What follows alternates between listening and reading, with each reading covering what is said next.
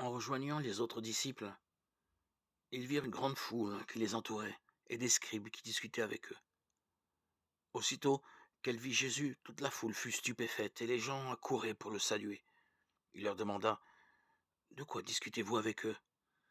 Un homme dans la foule lui répondit: Maître, je t'ai amené mon fils. Il est possédé par un esprit qui le rend muet. Cet esprit s'empare de lui, n'importe où. Il le jette par terre, l'enfant écume, grince des dents et devient tout raide. J'ai demandé à tes disciples d'expulser cet esprit, mais ils n'ont pas réussi. Jésus leur dit: Génération incroyante, combien de temps devrais-je rester auprès de vous? Combien de temps devrais-je vous supporter? Amenez-le-moi auprès de moi. On l'amena auprès de lui. Dès qu'il vit Jésus, l'esprit secoua violemment l'enfant. Celui-ci tomba. Il se roulait par terre en écumant.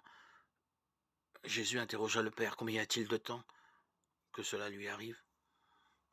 Il répondit: Depuis sa petite enfance. Et souvent, il l'a même jeté dans le feu ou dans l'eau pour le faire périr. Mais si tu y peux quelque chose, viens à notre secours par pitié pour nous. Jésus reprit: Pourquoi dire si tu peux? Tout est possible en faveur de celui qui croit. Aussitôt, le père de l'enfant s'écria: Je crois. Viens au secours de mon incroyance. Jésus, voyant que la foule s'attroupait, interpella vivement l'esprit mauvais. Esprit qui rend muet et sourd, je te l'ordonne, sors de cet enfant et n'y rentre plus jamais. L'esprit poussa des cris, secoua violemment l'enfant et sortit.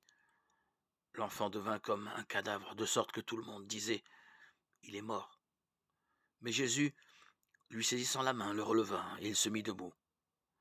Quand Jésus fut rentré à la maison seul avec ses disciples, il l'interrogeait en particulier: Pourquoi est-ce que nous n'avons pas pu l'expulser? Jésus leur répondit: Rien ne peut faire sortir cette espèce sauf la prière. Marc 9, 14, 29.